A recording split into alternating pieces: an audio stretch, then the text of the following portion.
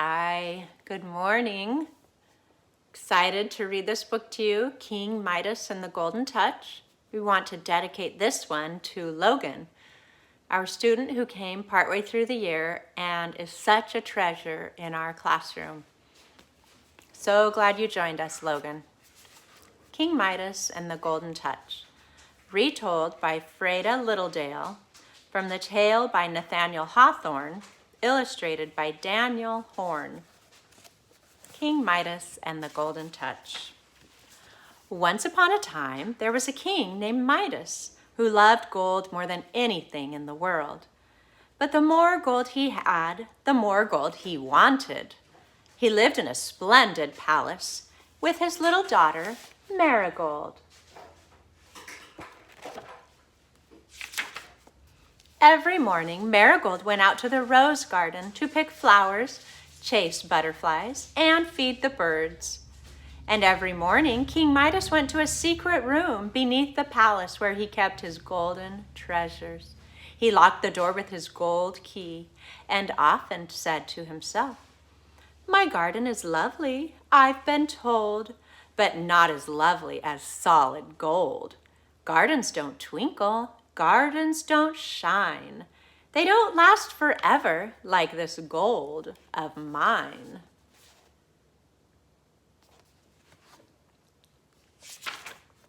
One morning, King Midas sat in his secret room, building tiny towers with his gold coins. Suddenly, the room grew brighter. Midas looked up and saw a stranger standing in a golden light. Surely this is a magical being, Midas thought. "I know all about you, King Midas," said the stranger, "and I have come to grant you a wish." "Just one?" asked Midas. King Midas thought about his garden. What if all the roses turned to gold? Then he would have a garden of gold.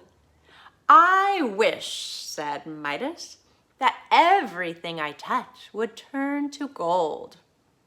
"Aha," said the stranger, "you want the golden touch. Will it make you happy?" "Yes, yes," cried Midas. "How could it fail?" "Very well," said the stranger. "Tomorrow at sunrise your wish will come true." Then the stranger disappeared. Before sunrise the next morning, Midas touched his bedside table. Nothing happened. He touched a candle on the table. Still nothing happened. King Midas felt very sorry for himself. Perhaps the stranger was only in my dreams, he thought.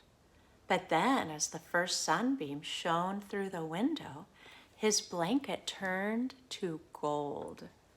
It was as fine as a spider's web. "My wish has come true," cried Midas. "I have the golden touch." Midas was so happy. He leaped out of bed and ran around the room. He touched a footstool with his fingertips. At once it changed to gold. He picked up a book. The cover turned to gold. It was wonderful to see. But when he opened the book, all the words were gone. Every page was a blank sheet of gold. King Midas put on his clothes and looked in the mirror. Amazing, he thought. The silk had changed to spun gold.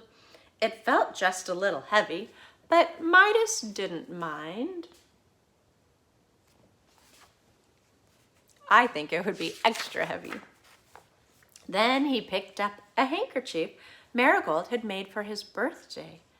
The handkerchief turned to gold. Midas shook his head. "That's too bad," he said. But when he put on his spectacles, he couldn't see a thing.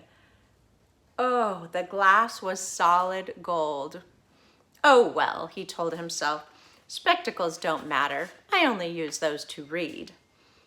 Marigold was still asleep. When King Midas ran out to the garden, the smell of roses filled the air.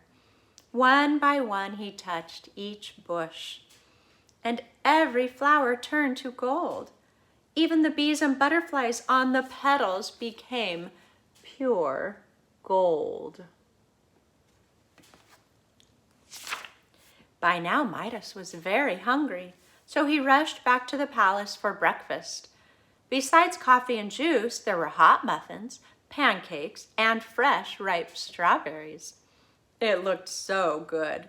Midas could hardly wait for Marigold. Now, Marigold was a cheerful child who almost never shed a tear, but soon she came in crying. "What is wrong?" asked Midas. "Look at this rose," she sobbed. "It's beautiful," said Midas. "No, it's not. It's ugly," Marigold cried. "All the roses in the garden are ugly. They're hard and cold, and they've lost their smell. What could have happened to them?" "My sweet child," said Midas, "you're too young to understand. That golden rose is worth more than any real flower. Now dry your eyes and eat your breakfast." King Midas poured his coffee. At once the pot turned to gold. So did the cup and saucer. "I'll have to build another room to keep my new treasures safe," he thought. "I'll start this very day."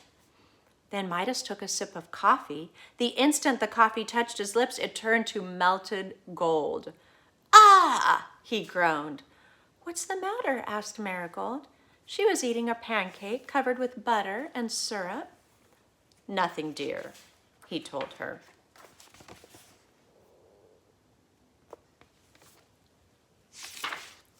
Midas touched the stem of a strawberry right before his eyes. The juicy red fruit burst into pure gold, stem and all. It was very pretty, but Midas was very, very hungry, and "I would give anything for a real strawberry," he thought. Midas didn't know what to do. He leaned over the plate and grabbed a hot muffin with his teeth. But the golden touch was too fast for him. Instead of a muffin, his mouth was full of burning gold. "Ah!" King Midas yelled. He jumped up from the table and stomped around the dining hall. "What's going to become of me?" he moaned. "How could I have made such a wish?"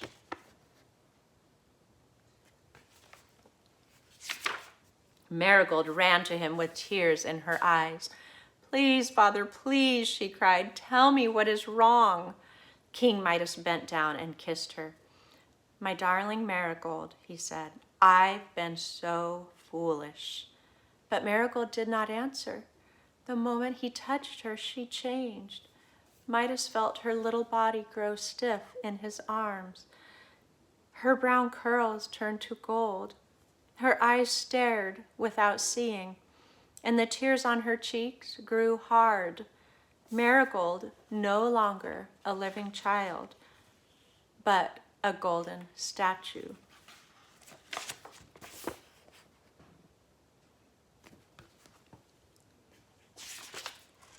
"What have I done?" cried King Midas. "With all my riches, I am the poorest man on earth." And he fell to his knees and wept. Just then the hall shone with a golden light. Midas looked up and saw the stranger. "Well, King Midas," he asked, "are you happy now?" "I am miserable," Midas answered. "I have lost what I really loved." "And what is that?" asked the stranger. "I have lost my child," said Midas. "You seem wiser today," said the stranger. "Would you give up your golden touch?" "I hate gold," said Midas.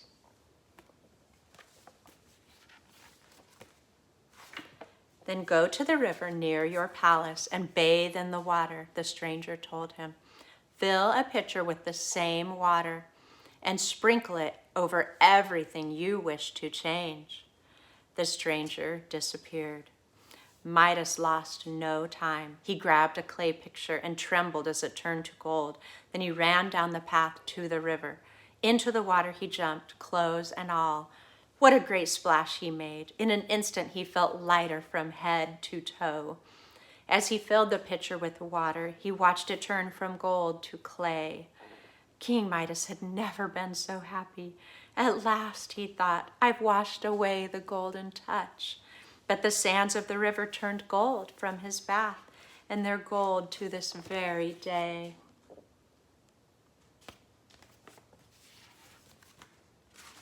Midas rushed to the palace. Quickly he splashed water over the golden statue of Marigold. No sooner did the water fall on her than the color returned to her cheeks. Please, Father, stop, she cried. You're getting my dress all wet. A glimmer of gold remained in Marigold's hair. But she did not know she had been a golden statue. She knew nothing about the golden touch, and Midas did not tell her. Outside in the garden, King Midas sprinkled water over every golden bush. The garden came back to life. The bees buzzed, the butterflies fluttered their wings, and all the flowers bloomed.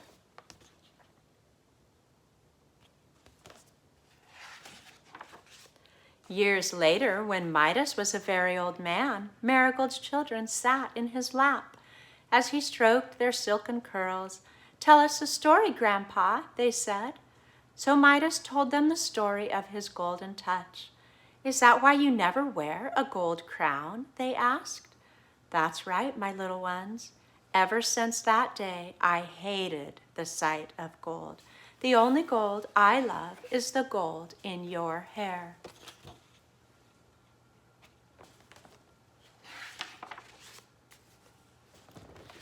So, I just wanted to share with you that you children are truly our treasures. These are my children. My husband and I have 6 kids, and they are my absolute greatest treasures. This is when they were little. They're all grown up. Our oldest is 31, and our youngest is 19, and they bring us our greatest joys. So, make sure to notice the little things, the butterflies, the flowers. Count your blessings and enjoy spending this time with your family, your greatest treasure. Oh, remember, it's cool to be kind. Hard work makes you feel good. And ask, what can I do to help? Ciao.